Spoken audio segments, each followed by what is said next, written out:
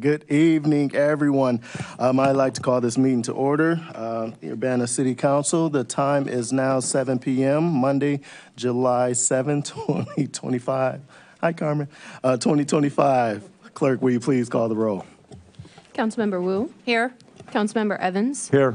Councilmember Hersey. Here. Councilmember Colasetti. Here. Councilmember Bishop. Councilmember Bishop. Councilmember Wilkin. Here. Councilmember Quisenberry. Here. Mayor Williams. Here. Thank you. Thank you. We have quorum. All right, the next item is approval of the minutes from the previous meetings. Are there any corrections to the minutes for June 2nd, 2025 City Council, June 2nd, 2025 Committee of the Whole, or June 9th, 2025 City Council public hearing? Is there a motion to approve the minutes? So moved. Second. Moved by Mary Alice, seconded by Sharice. All in favor, say aye. Aye. All right, the motion passes.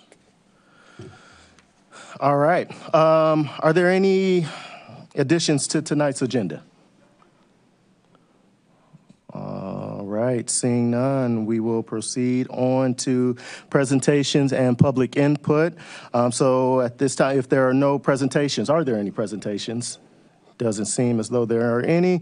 So now we will move to public input. Members of the public are invited to address the council at this time. Please state your name and remember to stay under 5 minutes. Is there any members of the public that'd like to speak? What? Okay. I did not mean to say that in the mic, y'all. All right, thank you. We'll now move to council input and communications. Are there any council members that'd like to speak at this time? Mr. Quisenberry. Yeah, thank you. I did want to mention that I've had some feedback from constituents who say we made a change, I think, when we changed our website to no longer share our council emails on the website. They replaced it with a form. I've heard that constituents are having trouble with that at times, and so I intend to ask our mayor and our IT director if maybe we could reconsider that, because I think it's a hindrance to individuals contacting their council people. So I'd like to take a look into that. Thanks. All right, thank you. Anyone else? I made a slight mistake. Can I go back to additions to the agenda? You can. Is this in regards to the staff report? Yes. Okay. All right. My apologies. I didn't realize I had a note until I seen that it had my name on it to read the note. Says during the report, Officer Braden will have a presentation of how Ms. All right. So at this time, I'm going to ask Braden to come to the front. It sounds as though he has a presentation to present. We could actually take it under reports of officers, which is item I. Okay. That way the presentation won't be bound by a 10-minute time limit, since as I understand it's over grants. So. Okay, all right, perfect. Then ignore what I said. So if there's no more council input or communications, we will move to reports. Are there any standing committees? Reports from standing committees? Seeing none, we will move on. We now move to the committee of the whole. So the following resolutions are on the consent agenda. We have, do you want to read it? Go for it. Mr. Evans. Okay. On behalf of the committee of the whole. Yes, thank you. I move for approval of the following resolutions. Resolution number 2025-06-056R, a resolution approving and authorizing the execution of the subrecipient agreement, community services grant agreement, Champaign County Healthcare Consumers Public Benefits Navigation Application and Enrollment Services Program. Resolution number 2025-06-057, are a resolution approving and authorizing the execution of the subrecipient agreement, community services grant agreement, Champaign-Urbana Public Health District Free Friday Market Program. Resolution number 2025-06-041 are a resolution approving and authorizing the execution of the subrecipient agreement, community services grant agreement, Crisis Nursery Safe Children Program. Resolution number 2025-06-042R, a resolution approving and authorizing the execution of a subrecipient agreement, community services grant agreement, Cunningham Children's Home Residential Treatment Program. Resolution number 2025-06-043R, a resolution approving and authorizing the execution of the subrecipient agreement, community services grant agreement, Don Moyer's Boys and Girls Club Rides, Reach, Inspire, Develop, Empower, Support Program. Resolution number 2025-06-044R, resolution approving and authorizing the execution of the subrecipient agreement, community services grant agreement, Habitat for Humanity of Champaign County Financial Capability and Stability Program. Resolution number 2025-06-045R, a resolution approving and authorizing the execution of the subrecipient community services grant agreement, the Land Connection Farmers Market Benefits Program. Resolution number 2025-06-047R, a resolution approving and authorizing the execution of subrecipient agreement, community services grant agreement, Sola Gracia Farm Free Friday Market Program. Resolution number 2025-06-048R, a resolution approving and authorizing the execution of the subrecipient agreement, community services grant agreement, Urbana-Champaign Independent Media Center Technology Empowerment and Access Program. Resolution number 2025-06-049R, a resolution approving and authorizing the execution of the subrecipient agreement, community services grant agreement, Urbana Neighborhood Connection Center After School Enrichment Program. Resolution number 2025-06-050R, a resolution approving and authorizing the execution of the subrecipient agreement, community services grant agreement, Urbana Neighborhood Connection Center College and Career Readiness Program. Resolution number 2025-06-051R, a resolution approving and authorizing the execution of the subrecipient agreement, community services grant agreement, Urbana Park District Youth Scholarship Program. Resolution number 2025-06-052R, a resolution approving and authorizing the execution of the subrecipient agreement, community services grant agreement, Urbana School District 116 Farm to School Program. Resolution number 2025-06-053R, a resolution approving and authorizing the execution of the subrecipient agreement, community services grant agreement, Urbana School District 116 again, Tiger Academy Program. Resolution number 2025-06-054R, a resolution approving and authorizing the execution of a subrecipient agreement of community services grant agreement, Urbana School District 116, Urbana 6th Grade Center Splash Program. Resolution number 2025-06-055R, a resolution approving amendment number 2 to an Urbana Home Consortium subrecipient agreement, Champaign County Regional Planning Commission Housing Navigation Program, HOMARP, for fiscal year 2021 and 2022. And I will submit all those resolutions for movement for approval. Second.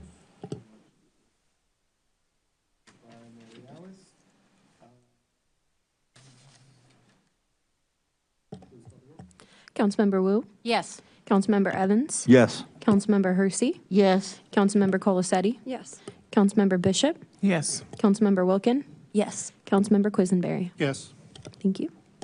We have one more resolution on the regular agenda, and this resolution is resolution number 2025-06-046R, a resolution approving and authorizing the execution of a subrecipient agreement, community services grant agreement, Rape Advocacy Counseling and Education Services, known as RACES, Survivor Services Trauma Therapy Program. Motion for that approval. Second. Motion made by Councilmember Evans, seconded by Councilmember Bishop. Is there any discussion? Seeing none, clerk, will you please call the roll? Councilmember Wu, Yes. Councilmember Evans, Yes. Councilmember Hersey, Yes. Councilmember Colasetti, Abstain. Councilmember Bishop, Yes. Councilmember Wilkin, Yes. Councilmember Quisenberry. Yes. Thank you. All right, that motion passes. All right, we will now move to reports and special committees. Are there any reports from special committees? All right, seeing none, we will move to reports of officers. Are there any reports from city officers? Braden, that's your cue.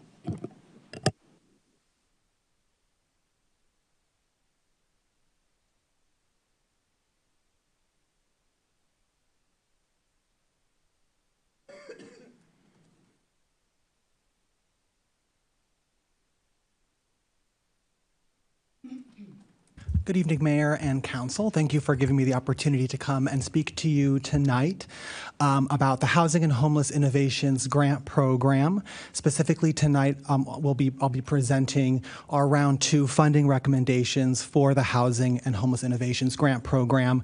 I wanted to provide this presentation tonight because this program, which I'll refer to as HHI throughout the presentation, is one of our larger grant programs that we've offered in recent years. It's a very substantial program that has really done a lot in our community to address issues of housing affordability, homelessness, shelter, and also services. And so, as you'll see, this is round 2 of funding. We did have a round 1 of funding about 2 years ago. So I also wanted to use this as an opportunity to talk through some of those accomplishments that we've seen in the community through this program.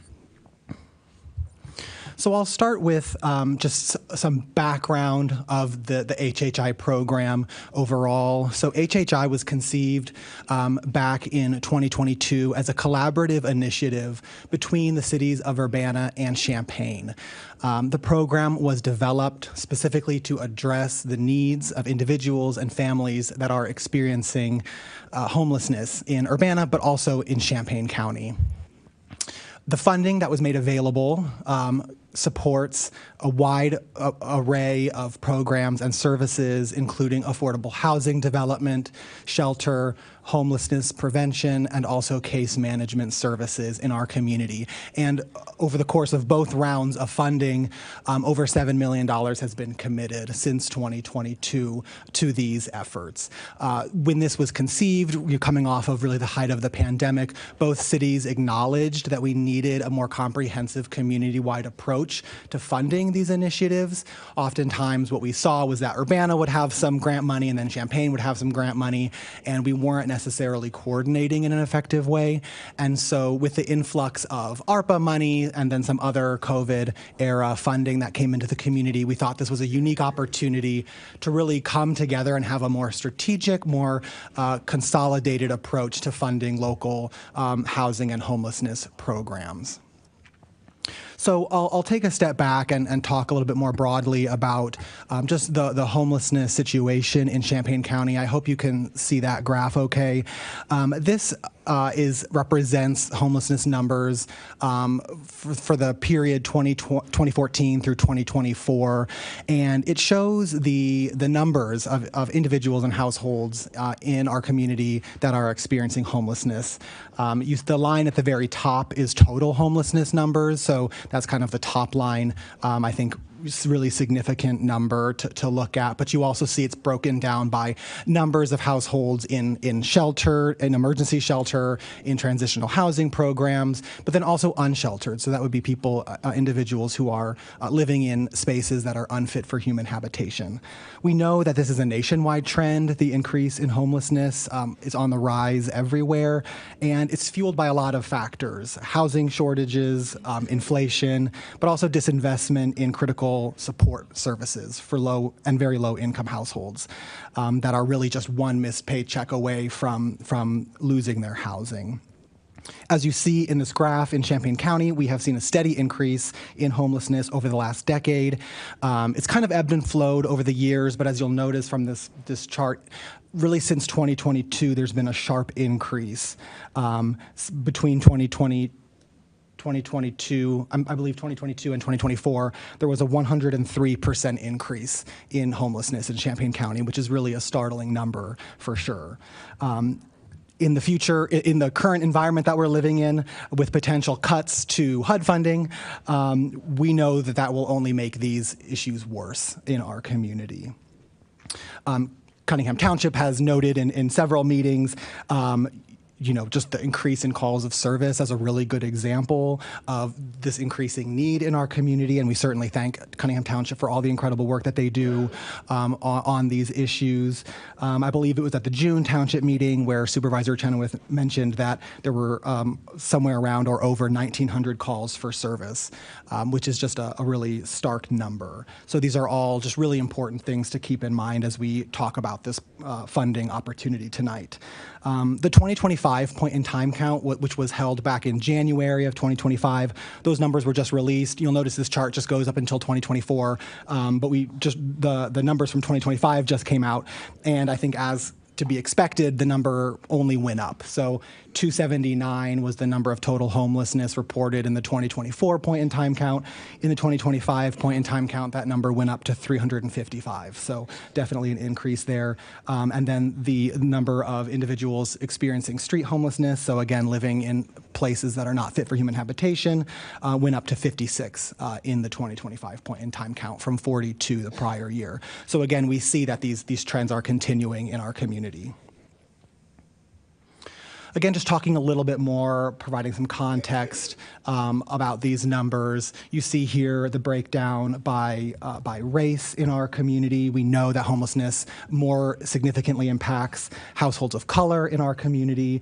That data from 2014 to 2024, 56% of the individuals experiencing homelessness were Black or African American, 29% were white, 14% were multiracial, and then around 1% were Asian American or Indian Native or Pacific Islander. Then this trend is similarly represented in the 2025 point-in-time count numbers, where 50% of households were identified as Black, 29% as white, 6% as Hispanic and Latino. So we know that there's a disproportionate impact in terms of race when we talk about homelessness and affordable housing.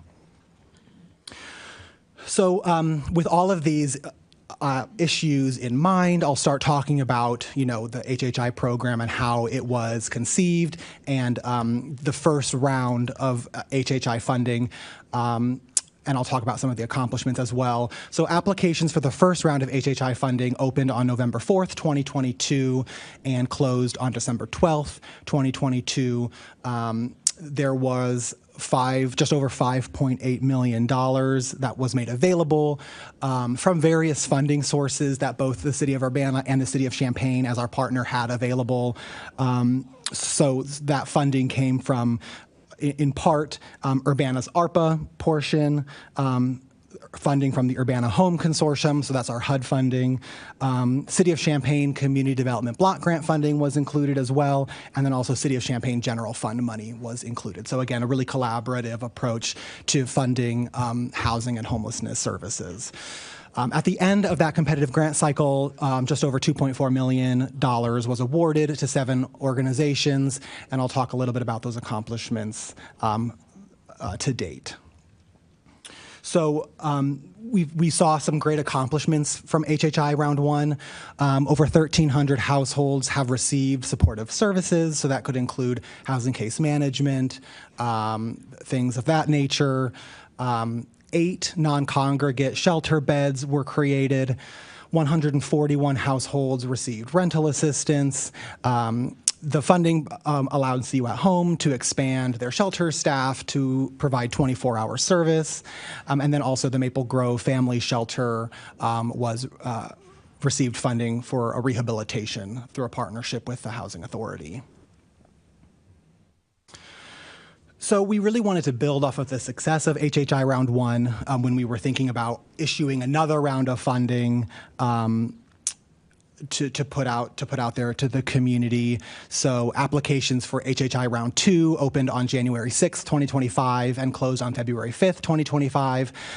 The review committee was made up of staff and also community partners from United Way and also the Champaign County Continuum of Service Providers to the Homeless to just provide their expertise in reviewing the proposals that were submitted.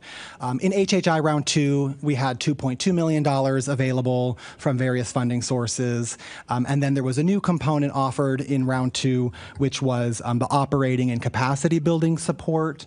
Again, that was a new opportunity that we had available, made possible through our HUD funding. And these components enabled us to provide funding to support organizations that are providing homeless services with operating and capacity building support. So HHI Round 2, again, like I said, we had $2.2 million available. This is the breakdown of where that funding comes from. So $1.5 million comes from our federal Home ARP grant, which comes through HUD. $300,000 comes from City of Urbana ARPA. $200,000 came from the City of Urbana General Fund. And then through a grant with the Illinois Department of Commerce and Economic Opportunity, we added an additional $200,000 to the pot as well. So through the process of HHI Round 2, staff and the HHI Review Committee will be recommending to Council to provide just over $2.1 million to fund 6 organizations. The funds that will be made available through HHI Round 2 will have a deadline of December 31st, 2026 for expenditure. So I'm going to walk through briefly the projects that staff and the HHI Review Committee will recommend funding for. There are no grant agreements on your agendas tonight. Those will be upcoming. But again, I wanted to provide this presentation just for a little bit more background on what we will be recommending. But I'll walk through each of these project summaries really quick for you here. I also want to point out that we, in attendance tonight, have representatives from each organization that we are recommending funding for in council chambers tonight. I just want to sincerely thank all of them for their work putting their proposals together, but also just more broadly their work in serving our community and doing really incredible work with some very high need populations, and the work that they do is really incredible. So if there are any more in-depth programmatic questions about any of these proposals that I can't answer, a member of will be willing to maybe answer more of those in-depth questions, but I'll do my best. So the first project that we will be recommending funding is for the Champaign County Healthcare Consumers. This is for their Special Populations Outreach and Enrollment Program. We will be recommending their funding at $130,000. This funding comes through HUD Home ARP. This program provides stabilization services to individuals experiencing homelessness, at risk of homelessness, or housing instability. The program will help individuals access public benefits, including disability income. Champaign County Healthcare Consumers will also provide case management services to the individuals that they serve in order to try to address the many complex needs that these clients face. So the deliverables, and again, the deliverables are kind of goals that they intend to serve, will be 100 to 140 unduplicated households. The next program is Champaign County Regional Planning Commission. So this will be funding a new program, the Emergency Family Shelter Comfort Corner program. The amount of funding being recommended is $175,000. This also comes from our HUD Home ARP funding. The Emergency Shelter for Families Comfort Corner will provide a winter overflow space that will provide security for families with minor children to sleep during the winter months when all community apartment style shelter units are at capacity. So this overflow space will offer a warm and supportive environment during the evening and overnight hours. Family will check in at a local partner site before final checkout at 7 p.m.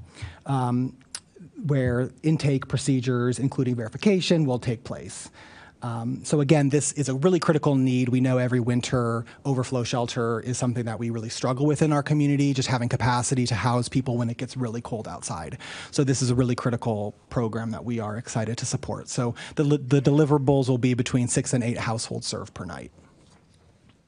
Next is City of Champaign Township Strides Shelter. This will support their operating and case management services. We are recommending $180,000 to support those components of their program. This also comes from our HUD Home ARP program. STRIDE's target population is literally homeless individuals, and the deliverables they anticipate to serve are 480 to 500 unduplicated clients annually. This is another really critical program in our community. Next is Cunningham Township Supervisor's Office. So using city general funds, we will be providing $200,000 to support their CARES and Bridge to Home program, which targets literally homeless and at risk of homeless individuals. So this program, so CARES and Bridge to Home include housing navigation and supportive services to serve their clients experiencing homelessness. Funding will support expanded street outreach and school outreach, including meeting immediate needs and providing extensive and specialized case management and material support to locals to locate, move into, and stabilize housing. Next is See You at Home. The committee is recommending $320,000 to support their Mattis Avenue mid-barrier shelter expansion. This is a really exciting project to really significantly expand access to mid-barrier shelter in Champaign County to provide an additional 26 beds to literally homeless or at risk of homeless individuals. This project is a collaboration with the Housing Authority, and it will allow See You at Home to expand their mid-barrier program and services. So with this funding, they have purchased a site already, and with this funding, they will be renovating that site to make it a great, welcoming, and safe space for individuals to stay. Next is First Followers. The HHI committee is recommending $190,000 to support 2 separate affordable housing developments, one on Wiley and one on Weber. This project is funded through our funding through the Illinois Department of Commerce and Economic Opportunity. So this funding will allow First Followers to rehabilitate 1 housing unit for affordable home ownership or rental on Wiley Drive and acquisition of an existing property on Weber to create 4 affordable rental units. So a total of 5 new affordable rental units will be created. Lastly is Hope Village. So the HHI committee is recommending funding through the HUD Home ARP program, $1 million to support the ongoing construction of Hope Village to provide shelter and services to homeless and medically fragile individuals. The deliverables are 30 affordable rental units will be created.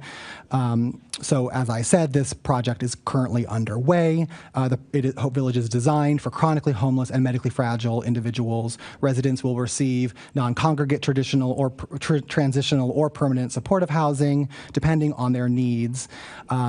Just a note on this one, this was initially submitted in our first round of HHI funding. At the time, the review committee was very supportive to the project.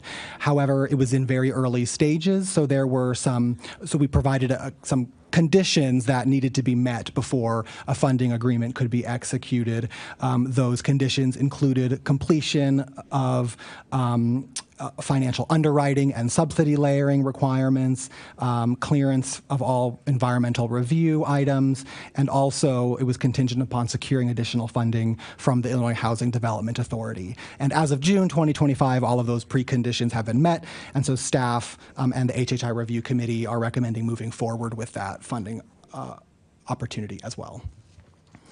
So that was a lot of information. I kind of wanted to take it back to a high-level look at what we are intending to, the impact that we're really intending to make in our community. So I broke it down here, funding by service area. So you see supportive services in the purple column there, homeless shelter development, affordable rental, and operating and capacity building. So in total, we are recommending $605,000 for supportive service programming, $300,000 for homeless shelter development, $1.1 million for affordable rental housing development, and then $100,000 in operating and capacity building support. And then again, just showing impact, deliverables by program area. So over 500 approximately 500 individuals we anticipate being connected to public benefits and resources. Approximately 200 individuals will receive improved street outreach support. Around 600 people will receive case management services through these funding recommendations. About 35 affordable rental units will be created, and then we anticipate 32 new shelter beds created. So again, just thinking about impact, we know the need is growing, and so we are very excited about the opportunity to continue our strong partnerships with these community organizations to really meet this need. And like I mentioned earlier, in the coming weeks, we will prepare funding agreements that will come back to council for your final approval. But I just wanted to provide a little bit of that overview and background. So that's all I have in terms of the presentation, but I'm happy to answer any questions right now that you might have. And again, as I mentioned, if there's any more in-depth questions, I'm happy to bring up one of my friends here who might have more detailed information about if you have a program-specific question. Braden, I want to say thank you for the presentation. Are there any questions, concerns? Mary Alice. Hey, Braden, thanks for putting all that together. I had a question. I was wondering if you could describe what a mid-barrier shelter is. Yes, absolutely. And actually, I would love to, if Melissa Courtwright wouldn't mind coming up, to just share from CU at Home to share a little bit about that model and what they envision. I don't want to say anything wrong.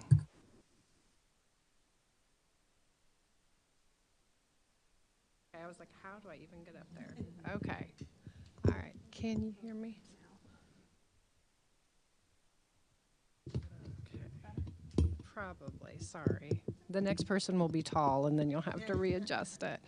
Okay. So for us, a mid-barrier shelter is a little bit like it sounds. We're kind of aiming for the middle, really. So we know that we have a low-barrier shelter here in town that we really need and is a critical service for our community. And what we had envisioned was we would have a low barrier shelter, and then as people were ready to move forward out of the low barrier shelter, they could move into a more stable, non-congregate environment that would allow them essentially to kind of take the next step in getting back on their feet. For us, what has held up kind of really making it feel like a system is our lack of capacity. So we have our 16 entry-level beds that we have right now, and this is an opportunity for us to have capacity. So the real difference, I guess, between kind of low and mid-barrier are people are ready to take on setting goals, take on case management, really take the next steps in terms of finding their housing. Okay. Thank you. I just know we throw around these phrases a lot, and sometimes it's a little confusing in terms of where the lines are between all of them. Yeah. Thank you. Yeah, thank you. I had one more question, Braden, and it's just because I was trying to write really fast. When you were talking about first followers, you had mentioned two different things. So the Wiley house, right, that's going to be renovated and then given or the deed given to a group. But then you also said 4 apartments, 4 unit. Are those specifically targeted to people who are coming into the community? These are for first follower clients that they're working with on reentry and trying to get them affordable housing. So it would be for that client Do they base. already have some? I'm just wondering what like the total amount available in the community is. I do believe so. I wonder if Marley's here. No, okay, he's not here. I do not know off the top of my head, but I can certainly get that for you. Thanks. All right, Grace. Thank you. Thanks so much for the presentation and all of our partners here doing important work in the community. I had 2 questions. One is there $1 million kind of missing from round 1 to round 2? So no. Let me go back real quick to that slide.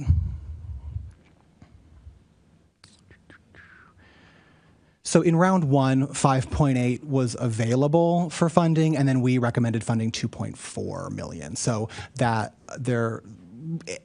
some of the funds that were not committed in round one, like if, for example, our home ARP funding, we were able to kind of roll that over and incorporate that into round two. The math is a little bit complicated because Champaign's general fund and CDBG funding are not part of round two, so the funding amounts kind of are changing. Because of that reason. So in round two, it's just the home ARP funding, DCEO, Urbana General Fund, and then Urbana ARPA. So there's no Champaign funding included in that round. So nothing's missing, everything adds up. It's just that's kind of why those numbers might look different. Essentially, like $1.1 million wasn't able to roll over from round one to round two. And that would would Yeah. reflect that Champaign funding. Okay, Yep. thank you. And then my second question was about Hope Village being considered affordable rental units. I was just under the understanding, maybe assumption, that this was more of a sheltered free housing, not rental units. I didn't know if we could have any more information on that. Absolutely. I do believe there is a representative here who can speak to that, the project more specifically, so I would happily welcome someone. Yeah, I think Claudia is. Okay, Claudia's here, perfect, to answer that more specifically. Thank you. And then also assuming that you accept rental assistance and disability and other things, but happy to have you explain how payment or potential rent would work. Yeah, so, I'm sorry. So Hope Village will be permanent supportive housing. So people who will be living there will qualify for housing vouchers. Housing vouchers also require that the tenant pays a portion of the rent, but that portion is based on their income. So for example, if somebody only has income through Cunningham Township while they're waiting for themselves to be approved for disability benefits, their portion of the rent could be really, really minimal. Nobody will be denied the ability to live there because of lack of income. Our job on the case management side will be to help put income under people, whether that's township assistance temporarily until they qualify for disability. And so that's how it'll work. And then the Housing Authority has made a commitment to provide housing vouchers for a certain number of years, for a certain number of units to Hope Village, and that helps to fund Hope Village and keep it going. So it's not free housing. There really is no free housing. It's not free housing, but it would be very, very, very affordable housing. And the max that an individual would pay towards their rent out of their income, whatever that is, whether it's $30 or $400 or $967 in SSI income, the max that they would pay would be 30% of their income, and that would be inclusive of rent and utilities. Great, thank you. Okay, thanks. Thank you, Claudia. All right, Sharice, I got you. I know that we've, given funds to all of these organizations. I guess the question I have is, could I get a total of how much we've actually given to the Hope Village project? Yes. I don't have that right on the top of my head. I could do the math quickly, but I wouldn't want to say it incorrectly. You can just send it to me. Because there was about $800,000 from Urbana's ARPA. I think that might have been $850 from Urbana's ARPA originally. There's a $1.2 million grant that we received from DCEO, so that's not City of Urbana money. That's a grant from DCEO to support them. The city's managing that grant, but it's going to Hope Village. There was another $200,000 DCEO grant that, again, is not city money. It's for Hope Village, but the city's managing it. And then there's this amount. So that would constitute our commitment to Hope Village. So if anyone's really good at doing math off the top of their head, you can let me know what that you is. can send me the information. Yeah, too. absolutely. Yeah. All right, Chris, and then Chandra. Thanks, Braden. I guess the math is eluding me here. You say 7 million since 2022, right? Some between Champaign and Urbana, there's a pot of $7 million that we're spending on various homeless stuff. And I guess the frustration I have is we've gone from 279 homeless people to 355. And I just don't understand how $7 million doesn't get people off the street. And it's getting worse. That may be beyond our, and we've housed, 1,000 people in that time too. I mean, I'm just saying it's getting worse despite all the money getting thrown at it. I don't know. I'm just going to leave it. That's not a question, but thanks for the presentation. Thanks, Chris. Chandra? Hi, Braden. Thank you for all of this information.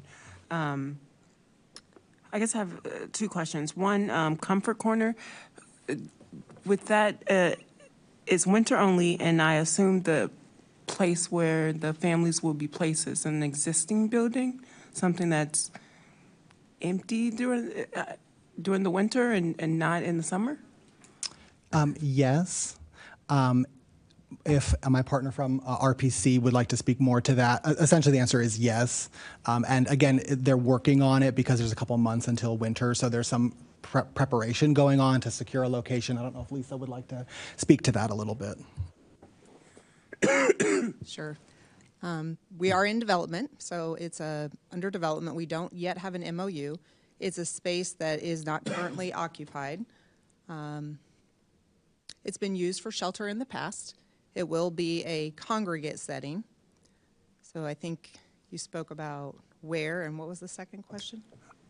Oh, just if it was an existing building and if it was in use like in the summer, and that's why it's not available in the summertime and it's just in the wintertime for those families. It is a facility that's used year-round. It's just there's open space that we could utilize for sheltering. Okay, thank you. Sure. And I guess my second question or point is, it showed 56% of homeless individuals are Black.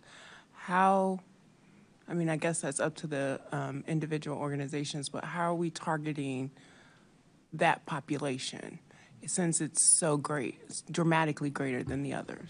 That's a great question. Thank you for that. It's a concerted effort of the Champaign County continuum of service providers to the homeless to really center equity in providing services. So there's a 3-year strategic plan that we developed 2 years ago. So I guess this would be the last year of that 3-year strategic plan.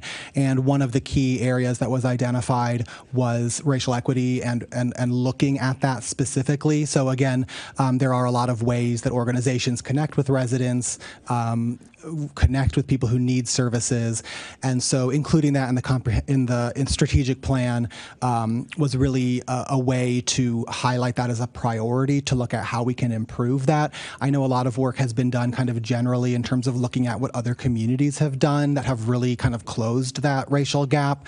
I know we've had some strong partnerships with Springfield, service provider groups, also up in Chicago, Cook County, to get some examples for how do you really do that. I think it comes down to, again, building partnerships, but also bringing people to the table who have lived experience of homelessness. So that's one thing that the Continuum of Service Providers has done, is to create 2 seats on the executive committee for people with lived experience. And because they're going to know, right? They're going to, and we want to make sure that their voices can be heard and that they can be kind of directing the conversation in terms of how can we be providing services, not just more efficiently, but also more equitably. So that's a priority. I don't think I have a great answer to your question. We acknowledge that it's an issue, and we're really working to try to close that gap and to make sure that the services that we provide really do have that equity lens, and that they can just continue to improve on that. Okay, thank you. So the 56% and the point in time count, is that done annually, like that percentage? Yes, the point in time count is conducted every year. Okay, and so with your strategic plan, you say you're in the last year, have you seen that 56% number move? It went from 56 to 50, so still not great. Okay. But, you know, Yeah. that's some movement. I mean, that's your 1 year of data. strategies are making some sort of impact thus far. Hopefully, Okay. yeah, absolutely. Thank you. Thank you, Chandra. Sharice? With that in mind, what you were just saying, Chandra, are there particular age groups that are within that 56% that are more liable to be homeless than others? I know you probably can't think of it right off the top of your head, but I mean, are most of the 56 or 50%, are they from this age to this age, so on and so forth?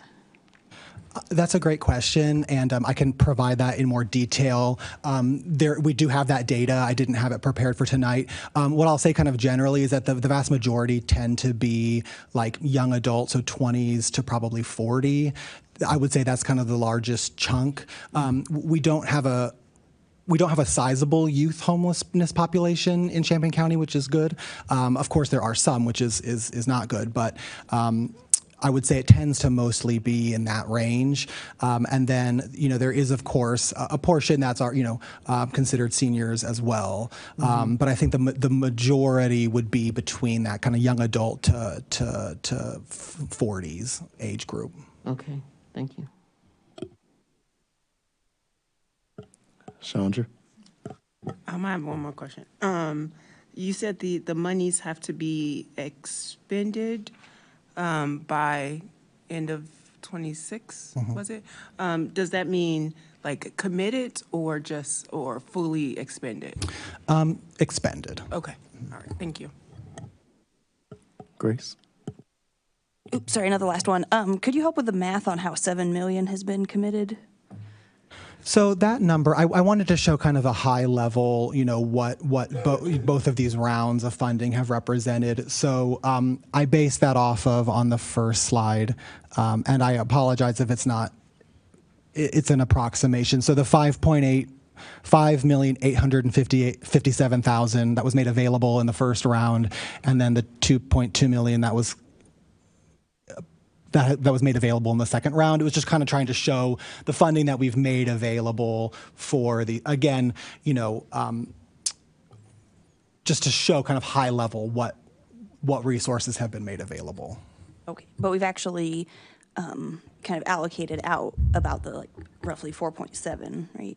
2.5 and then 2.2. Yes, correct. Which again means, you know, I'm always, if there's ever money left over, you know, I want to be very proactive for finding where that money can go, you know, if that's maybe another round. Because again, that was one of the reasons behind doing a second round, was that we had committed 5.8 million. We didn't spend it all.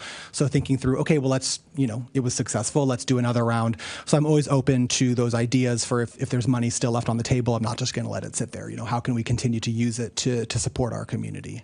Thank you. All right, are there any other additional questions?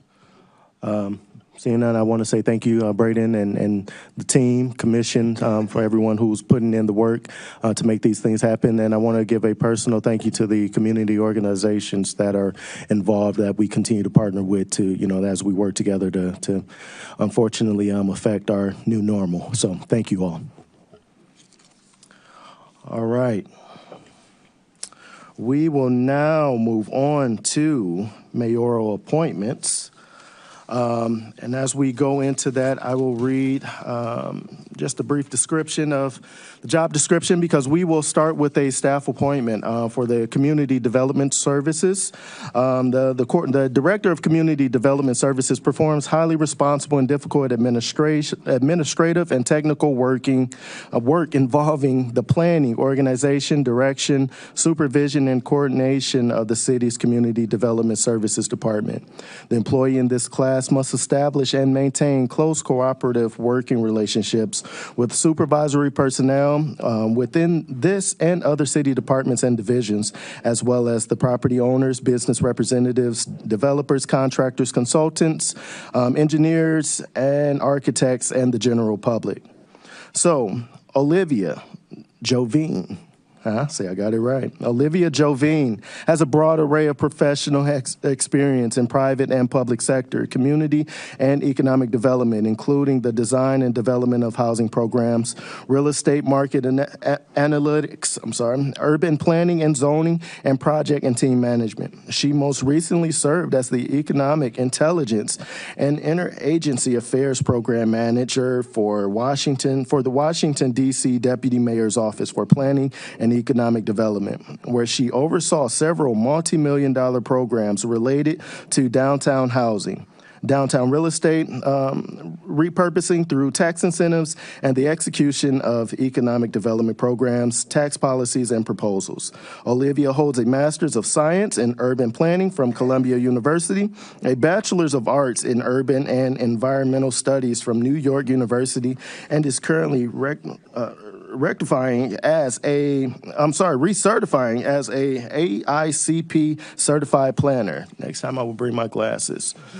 So I am excited. I've had the pleasure in meeting with Olivia a few times, and so I'm encouraged and excited to be recommending Olivia for the appointment as Director of Community Development Services for a term ending June 30th, 2027.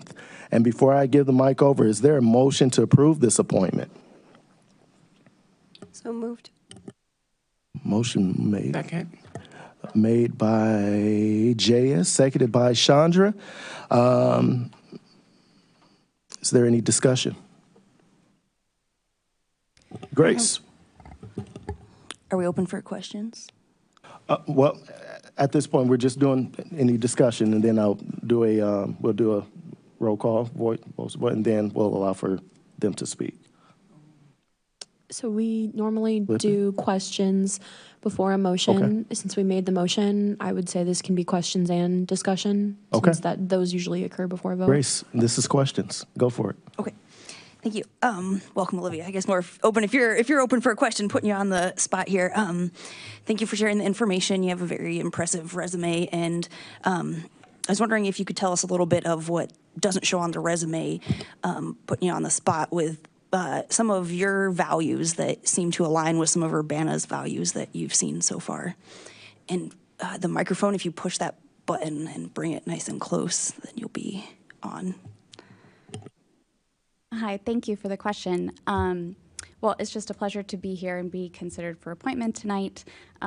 Urbana values are, to me, this role and being a resident here, really it's about building professional community, but also personal community.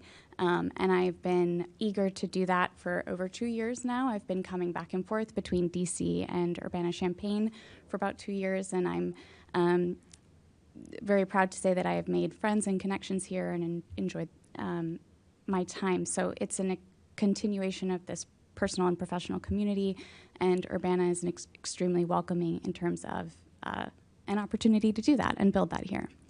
Awesome. Thank you so much. If I may just do another kind of follow-up, more specific one too on, especially given some of our discussion just here recently tonight on homelessness and equity, and especially that value and how equity can come into our community development, and if you had any experiences or any things to share of your thoughts on that.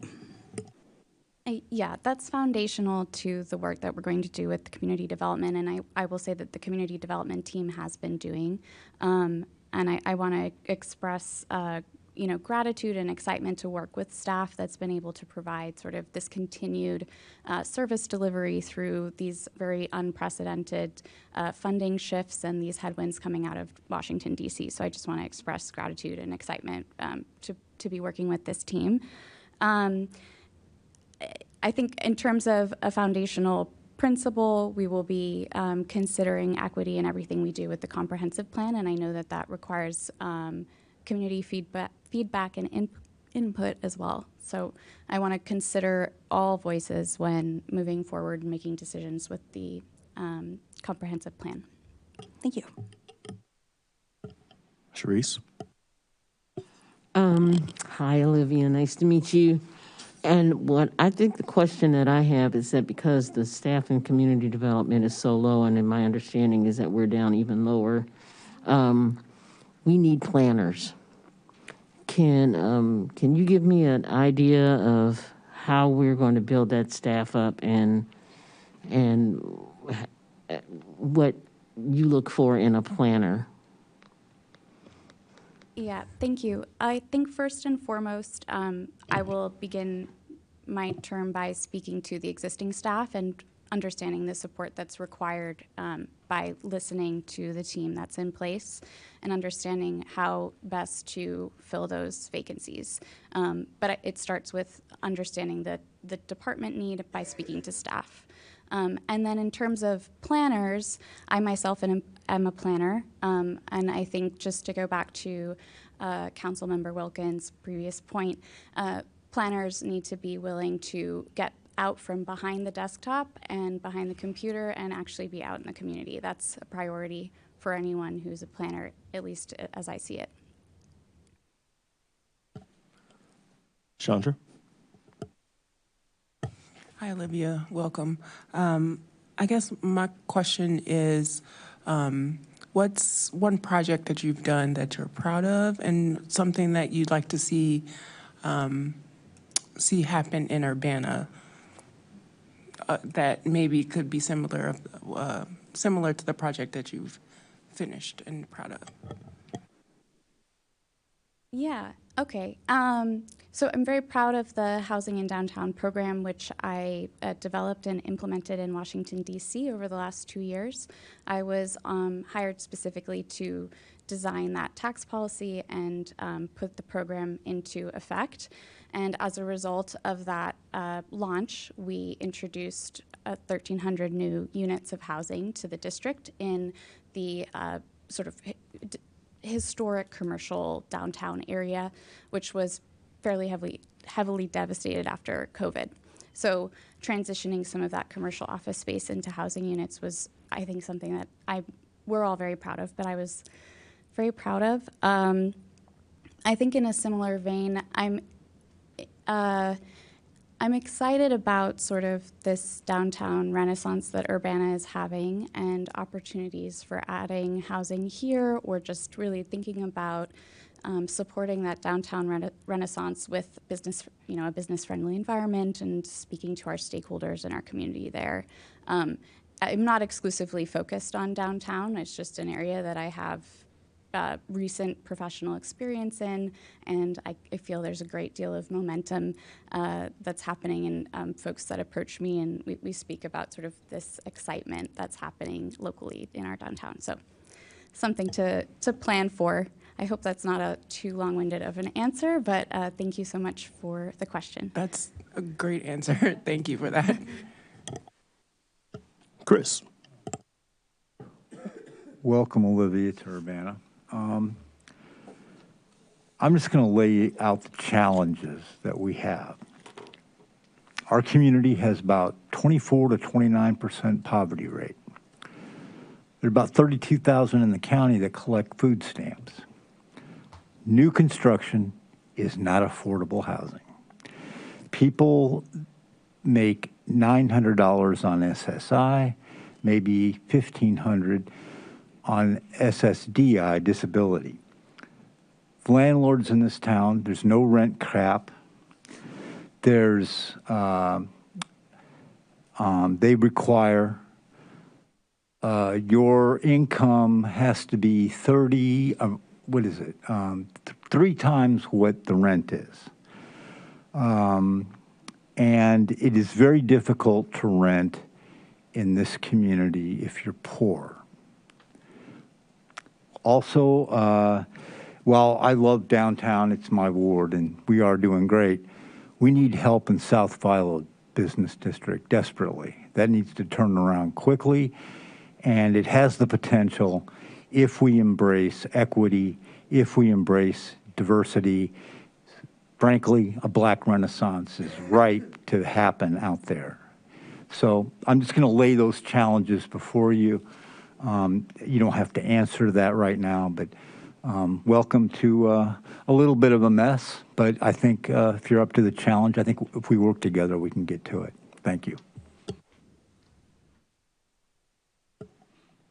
Any other thoughts, discussion? Welcome, Olivia. All right, with no further discussion, we had a motion made by Jaya, seconded by Chandra. So at this time, clerk, will you please call the roll? Councilmember Wu, Yes. Councilmember Evans, Yes. Councilmember Hersey, Yes. Councilmember Colasetti, Yes. Councilmember Bishop, Yes. Councilmember Wilkin, Yes. Councilmember Quisenberry. Yes. Thank you. All right, that motion passes. Congratulations, Olivia, and welcome. No pressure, no pressure. All right. All right, next we will move on to boards and commissions. The following reappointments are recommended by myself. Tracy Nally to the Civil Service Commission with the term ending June 30th, 2028, as well as Will Anderson to the Plan Commission with the term ending June 30th, 2028. Is there a motion to approve these reappointments? So moved. Second. All right. Motion made by Mary Alice, second by Sharice. Any discussion? All right, clerk, will you please call the roll? Councilmember Wu, Yes. Councilmember Evans, Yes. Councilmember Hersey, Yes. Councilmember Colasetti, Yes. Councilmember Bishop, Yes. Councilmember Wilkin, Yes. Councilmember Quisenberry. Yes. Thank you. All right, thank you. That motion passes. All right, with no further business before this body, this meeting is adjourned. Next, we will have Committee of the Whole chaired by Ms. Sharice Hersey. Thank you.